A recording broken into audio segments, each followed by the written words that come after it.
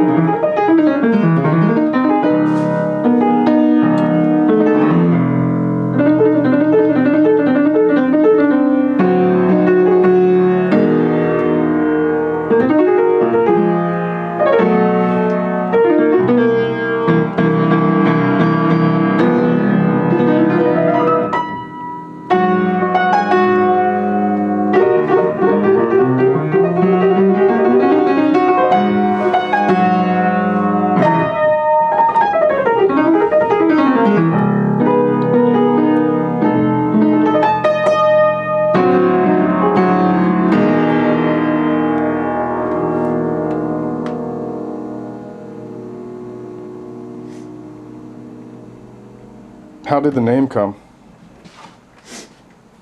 Oh, it's just the title, really.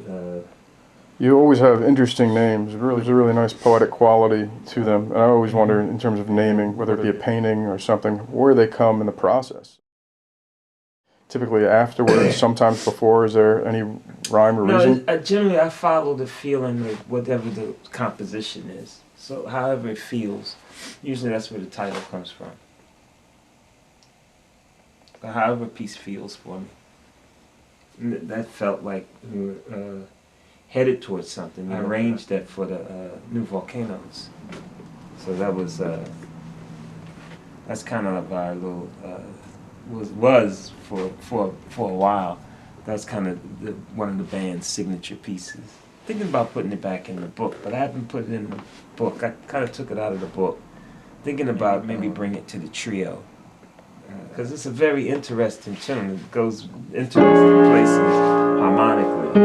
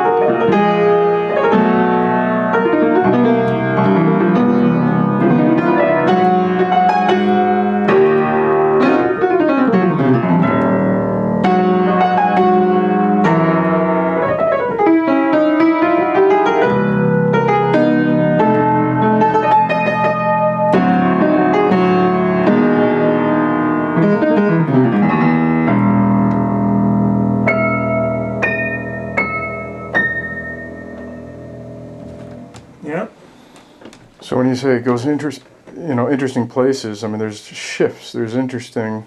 Yeah, it's the harmony. See the way the harmony's laid out. It's just smooth.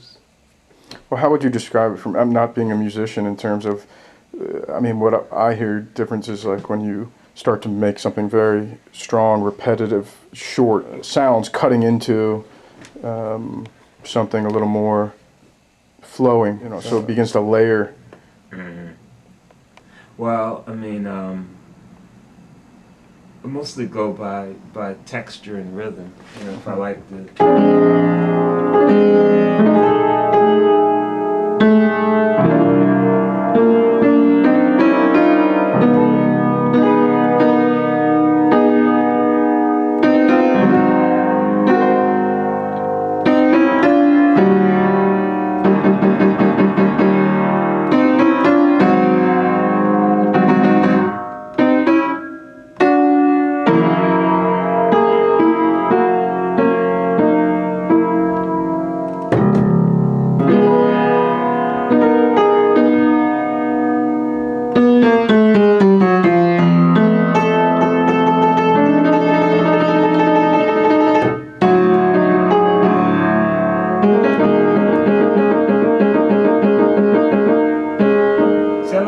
texture, the harmony.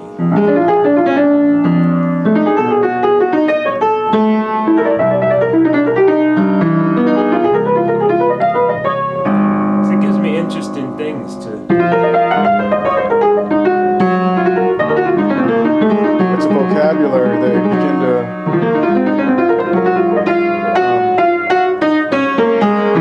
raise questions of how to connect.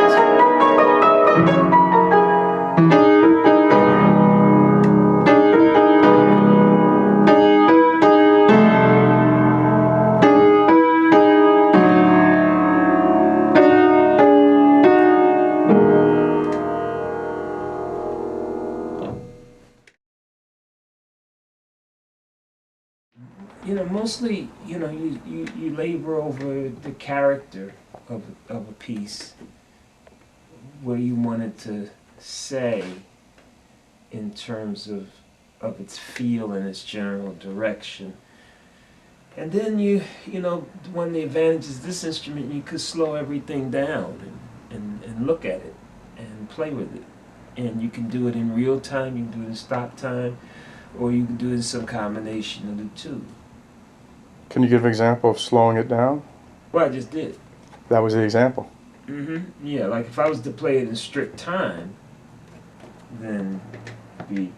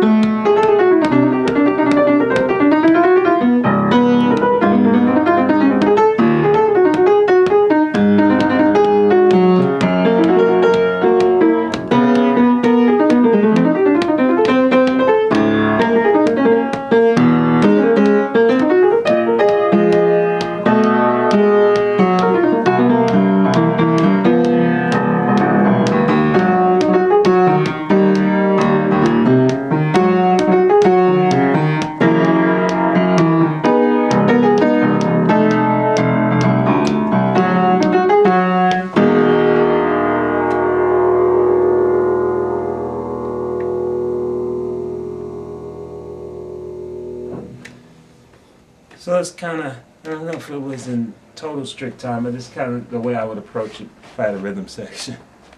You know, of course my left hand would be a little less active. One of the things you said that was interesting about saying, you know, figuring out what the piece says, is it something, lots of times you don't know exactly, but you find out, it's only you find out what it has to say through the actual process. That's part of like the adventure of writing, and then like taking time and coming back to it, you know. Like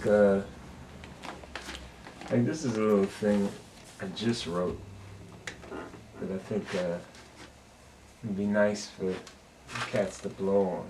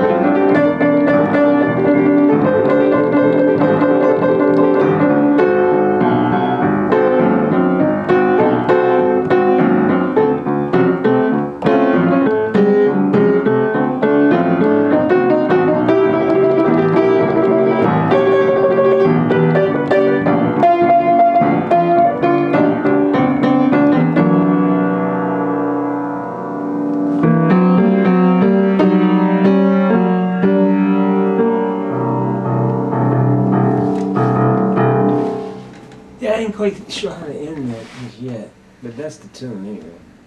That's a great thing. Wide berth. Yeah. And this one I recorded with some Hungarian musicians overseas who did a record. It's all in. That's good. Doc plays that on the radio sometimes. And did a solo of this one in Italy, in Sardinia. You traveling a lot these days? No, that's since all this economic stuff. Dried goods. Recorded that in Hungary too. Dry goods. Dried goods. Dried goods. I think I wrote that one when I first moved here, maybe about a year ago. Maybe, yeah. I like the name. About that, yeah. Well, yeah, that's the most like easily transportable kind of food. I don't even remember how to play it anymore. It was really...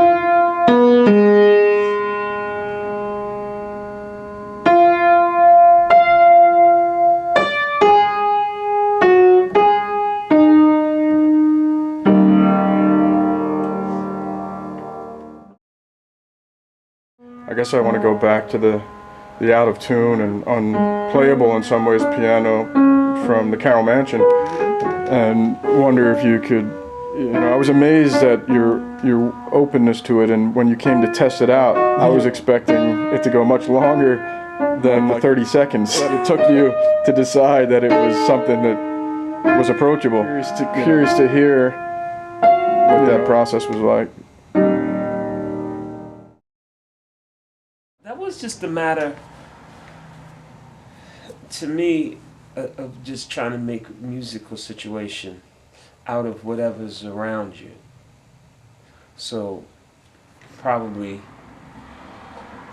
that instrument was just, well, it was in a dead state. It would have to be rebuilt.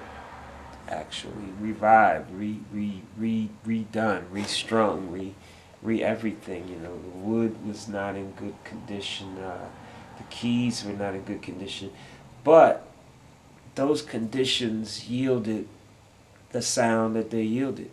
So what that situation was just trying to present something musically that would be in character with what the event was about, which was sort of the founding of the country, and the country's origins, or at the beginning of it, maybe was a little bit like that piano, missing quite a bit, but still with its own identity. You have to make out with what you have, you know what I mean? You think about like how the country, I guess what I was trying to say earlier is like the country start out as colonies. Once upon a time this was all wilderness. Somebody had to clear this stuff. Somebody had to, so you could have like, a home, once upon a time. But the piano room obviously is the social room for entertaining, for welcoming guests, and for music, for singing, group singing and stuff, and for ceremonies of all kinds that take place that's important in the home.